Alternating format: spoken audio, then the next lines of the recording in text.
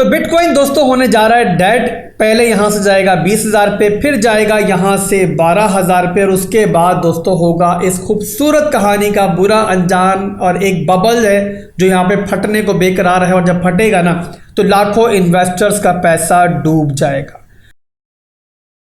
अब यहां पर आप सब लोग बोल रहे होंगे कि वो बंदा जो 2 दिन पहले तक हमें बड़ी अच्छे ट्रेड प्लान्स दे रहा था, पॉजिटिव बातें कर रहा था, इन्वेस्टमेंट के तरीके बता रहा था कि क्रिप्टो मार्केट से कैसे कमाना है, उससे आखिर अचानक हुआ क्या है। तो मेरे भाइयों ये बातें मैं नहीं कर रहा, ये बातें पूरी इस टाइम मार्केट कर रही है।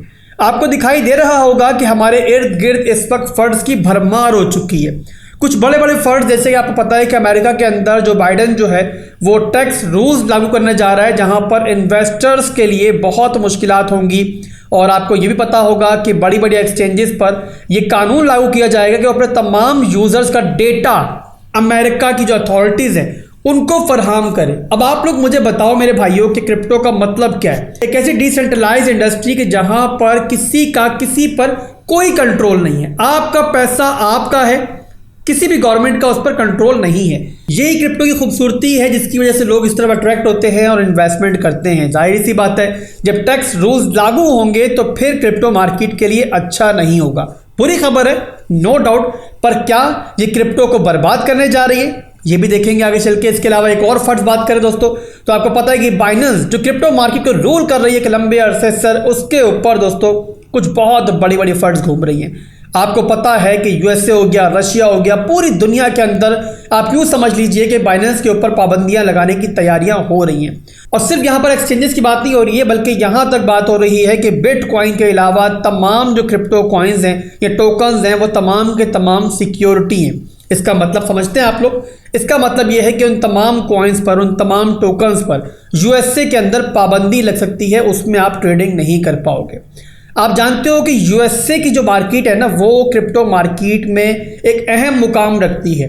बहुत बड़ा ट्रेडिंग वॉल्यूम है जो यूएसए से आता है, और जाहिर सी बात है अगर वहाँ से ट्रेडिंग वॉल्यूम नहीं आएगा तो मार्केट को एक बहुत बड़ा धचका लगेगा। बट क्या ये खबर भी क्रिप्टो मार्केट को बर्बाद कर सकती है? इसके अलावा अगर और फंड्स की बात करें तो आप जानते हैं कि मुसलसल जो है वो रेट हाइक्स हो रहे हैं, और यहाँ तक बात की जा रही है कि रेट हाइक्स जो है वो मजीद भी होंगे। तो मेरे भाइयों, एक नहीं, 2 नहीं, 3 नहीं, कई तरह की फंड्स हैं जो मार्केट में आना स्टार्ट हो चुकी हैं, और सबकी जुबान पर इस वक्त एक ही दोबारा से लफ्ज़ है कि क्रिप्टो एक बबल है जो ब्रस्ट होने जा रहा है, बिटकॉइन एक बबल है जो ब्रस्ट होने जा रहा है। तो यहाँ पर दोस्तों जो एक्सचेंजेस के ऊपर सूरत हाल बन रही है, बाइनेंस के लिए सूरत हाल बन रही है, क्या जो क्रिप्टो मार्केट में सूरत हाल चल रही है पहली दफ़ा हो रहा है?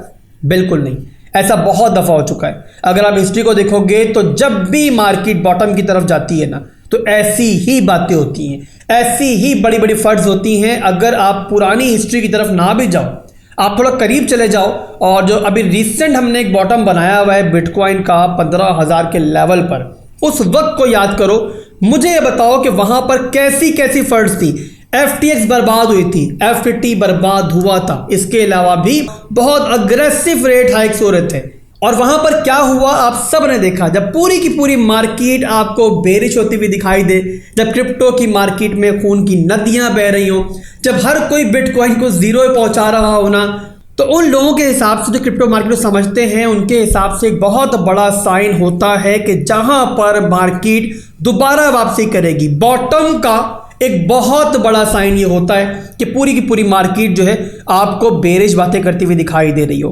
तो मेरे भाइयों, दोबारा से वही सूरत हाल हो चुकी है कि जहां पर हर कोई जो है अब एक क्रैश की बातें कर रहा है, एक डिजास्टर की बातें कर रहा है। और आपको अगर दोस्तों बताएं तो शॉर्ट पोजीशंस जो है वो लॉन्ग की पोजीशन से कहीं ज़्यादा मार्केट में ओपन है। यहाँ पर अप टू 60% लोग जो है इस टाइम शॉर्ट करके बैठे हुए हैं, और इससे आप अंदाज़ा लगा सकते हो कि 60 to 70% लोग जो हैं वो मार्केट के इस टाइम नेगेटिव हो चुके हैं।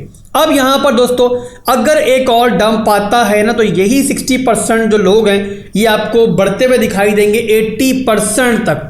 और जब दोस्तों मार्केट में 80% लोग नेगेटिव हो जाए ना, हर कोई आपको एक ही बात करता हुआ दिखाई दे रहा हो कि बिटकॉइन यहाँ से नीचे जाएगा या फिर बिटकॉइन खत्म होने वाला है मेरे भाइयों, तो आप तैयारी कर लो वहां पर बाइंग की।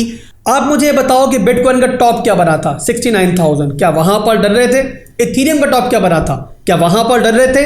अगर बात करें कुछ बड़े ऑल्ट कॉइन्स की, डॉट के ले ले, लिंक को ले ले, सोलाना को ले ले, और बहुत से जो हमारे मेटावर्स से टोकन्स हैं उनको ले ले, सबके टॉप क्या थे?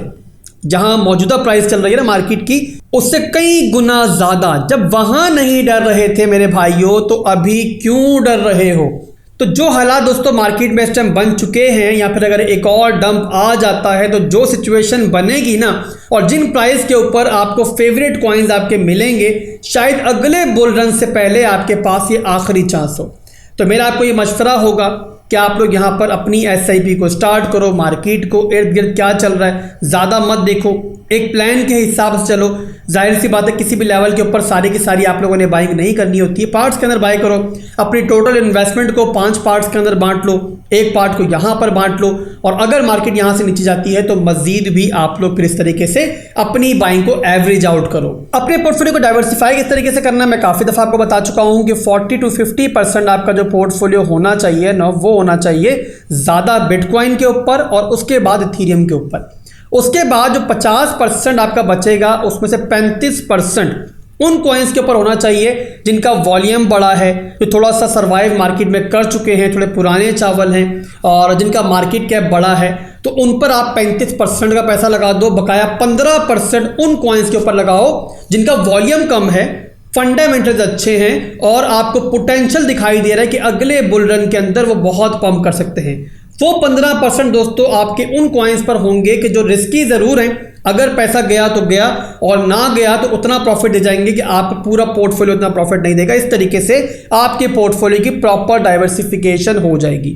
और उसी 15% के अंदर से 3 से 4% जो है आप मीम कॉइन जैसे कि डॉज के लिए रख सकते हो, शिबा के लिए रख सकते हो। इस तरीके से आपका प्रॉपर डाइवर्सिफिकेशन जो है पोर्टफोलियो की हो जाएगी। तो ओवरऑल दोस्तों फाइनल वर्ड्स मेरे आज की वीडियो के ये हैं कि मार्केट में जो भी हो रहा है, जो फंड्स आपको आते हुए दिखाई दे रहे हैं, उन पर ध्यान दो, बट इतना मत दो कि आपके पूरे का पूरा प्लान जो है ना वो बिगड़ जाए। एक बात याद रखो दोस्तों, मार्केट का असूल है कि एक कमाएगा तो एक गवाएगा। अगर सारे के सारे मार्केट के जो लोग होंगे वो पैसा बना लेंगे, यानी कि मार्केट जब पंप कर रही होगी तो वो उस पंप में शामिल होंगे, तो आप मुझे बताओ कि लूज कौन करेगा? ये मार्केट मेकर्स, ये एक्सचेंजेस, ये बड़े प्लेयर्स हैं, ये पैसा आखिर बनाएंगे कैसे?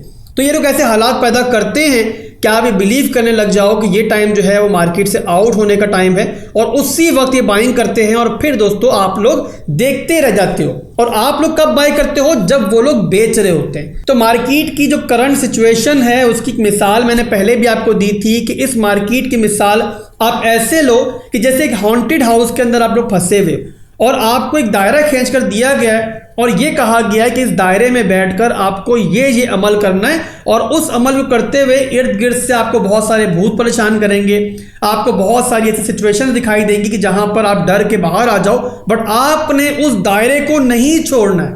वैसे ही दोस्तों मार्केट में जो भी कुछ चल रहा है ना, आप लोगों ने अपने प्लान को नहीं छोड़ना है। जिस तरीके से SIP करने को आपको कहा गया है, जिस तरीके से आपको एडवाइस किया गया है, उस तरीके से SIP करते रहो और बाकी फिर वक्त पे छोड़ दो। तो अगर दोस्तों मार्केट की हिस्ट्री को देखा जाए और मैं अगर अपने एक्सपीरियंस की बात करूं तो इस तरीके से इंशाल्लाह आप लोग कामयाब रहोगे और प्रॉफिट ज़्यादा बनाओगे और लूज़ कम करोगे। तो भाई को दुआ में याद रखिएगा, और वीडियो पसंद आई है तो लाइक कमेंट कर दीजिएगा।